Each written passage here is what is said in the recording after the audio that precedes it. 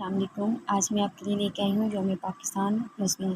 اس سے ریلیٹڈ بھی میں نے 2-3 مضمون جو ہیں وہ چینل پہ اپلوڈ کیے ہیں، آپ اس سے بھی استفادہ کر سکتے ہیں اور اسے بھی جو ہے آپ کو اگر جو بھی مٹیریل چاہیے وہ اس سے بھی آپ کو مل سکتا ہے۔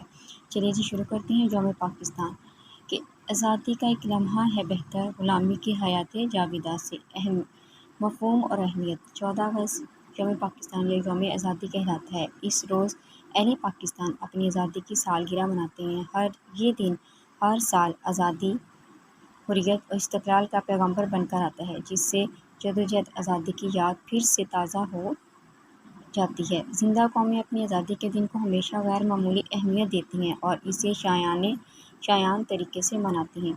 پاکستان میں بھی 14 اگست کا دن ہمارے لیے ایک قومی تقریب کی حیثیت رکھتا ہے اور ہر سال انتہائی جوش و خروش سے منایا جاتا ہے۔ دور غلامی 1857 کی ناکام جنگ آزادی کے بعد مسلمان قوم کا شیرازہ منتشر ہو گیا اور انگریز نے ہندوستان کی سرزمین پر اپنے قدم مضبوطی سے جما لیے۔ یہ تاریخی کا دور تھا۔ مسلمانوں پر مایوسی کے بادل چھا گئے اور غلامی کی سیارات کے اندھیرے ہر طرف چھا گئے۔ غلامی کا یہ دور بدترین دور تھا، جس میں مسلمانوں کے مذہب، معاشرت، تاریخ و تمدن اور جذبہ حریت کو بری طرح پامال کیا گیا۔ بقول علامہ اقبال، تھا جو نہ خوب بتدریج وہی خوب ہوا، کہ غلامی میں بدل جاتا ہے قوموں کا ضمیر۔ آزادی کی تڑپ، مایوسی اور بددلی کے اس نازک دور میں اللہ تعالیٰ نے مسلمان قوم میں ایسے رہنما پیدا کیے جنہوں نے مسلمانوں کے اندر آزادی حریت کی تڑپ پیدا کی۔ ان رہنماؤں میں سر سید احمد خان، مولوی نذیر احمد، مولانا شبلی نعمانی، مولانا حالی، مولانا ظفر علی خان، علی برادران اور سب سے بڑھ کر علامہ اقبال خاص طور پر قابل ذکر ہیں۔ ان رہنماؤں نے مسلمانوں کو خواب غفلت سے بیدار کیا اور ان کی روح کو گرمایا۔ قیام مسلم لیگ تحریک آزادی 1906 میں مسلمانوں نے آل انڈیا مسلم لیگ کے نام سے اپنی ایک سیاسی جماعت قائم کی اور قائد اعظم کی ولولہ انگیز قیادت میں حصول آزادی کے لیے زبردست تحریک شروع کی۔ ہندوؤں نے انگریزوں سے گٹھ جوڑ کر لیا۔ یہ دونوں مسلم دشمن قوتیں تھیں۔ ہندو خود کو انگریزوں کا واحد جانشین سمجھتے تھے، لیکن مسلمان قائد اعظم کی ولولہ انگیز قیادت میں ایک قوت بن کر ابھرے اور اپنا الگ مقام پیدا کر لیا۔ تصور پاکستان، علامہ اقبال نے اپنی شاعری کے ذریعے مسلمانوں میں زندگی کی ایک نئی روح پھونکی اور ان میں آزادی حریت کا جذبہ ابھارا۔ آپ نے 1930 میں الہ آباد کے مقام پر پاکستان کے تصور پیش کیا۔ یہ تصور جلد ہی اسلامیان ہند کے دل کی دھڑکن بن گیا اور وہ اسے عملی جامہ پہنانے کے لیے سرگرم ہو گئے۔ قیام پاکستان 23 مارچ 1940 کو مسلم لیگ کا سالانہ اجلاس لاہور میں قائد اعظم کی صدارت میں منعقد ہوا، جس میں مشہور تاریخی قرارداد پاکستان منظور کی گئی۔ جلد ہی یہ قرارداد تمام مسلمانوں کا متفقہ مطالبہ بن گئی اور وہ 7 سال کے مختصر عرصے میں اپنے لیے ایک علیحدہ وطن حاصل کرنے میں کامیاب ہو گئے۔ اس طرح 14 اگست 1947 کو پاکستان ایک عظیم اسلامی مملکت کی صورت میں ظہور پذیر ہوا۔ قیام پاکستان کے مقاصد، قیام پاکستان کے مقاصد یہ تھے کہ مسلمان اپنے دین، اسلام اور قومی وجود کا تحفظ کر سکیں۔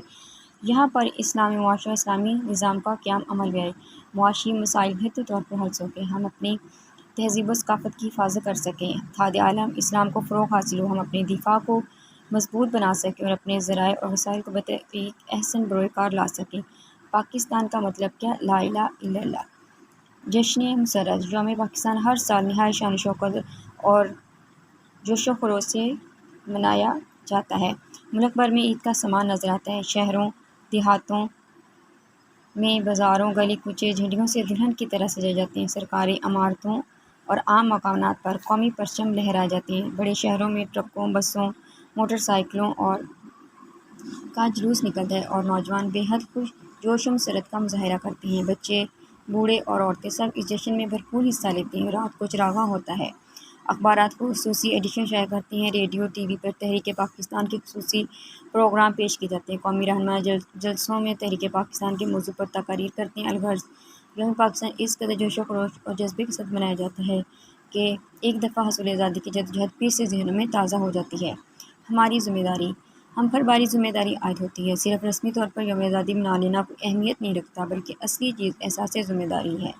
یاد رکھیے، اگرچہ حصول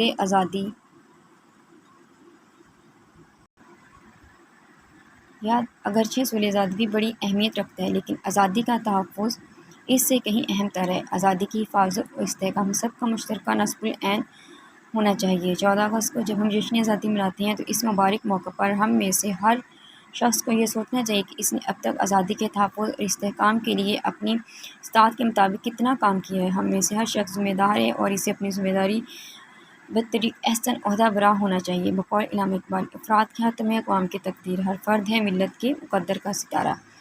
روشن مستقبل پاکستان ہماری آخری پناہ گاہ ہے، یہ اسلام کا ایک مضبوط قلعہ ہے۔ پاکستان نہ صرف اس خطے کے مسلمانوں کا واحد سہارا ہے بلکہ یہ پورے عالم اسلام کے لیے قومی بازو اور مضبوط چٹان ہے۔ اس کے تحفظ اور بقا کے لیے جدوجہد کرنا ہر پاکستانی کا قومی، اخلاقی اور دینی فریضہ ہے۔ ہمیں چاہیے کہ محنت، خلوص، صداقت، دیانت اور لگن سے پاکستان کو اسلام کا ایک ناقابل تصویر قلعہ بنا دیں۔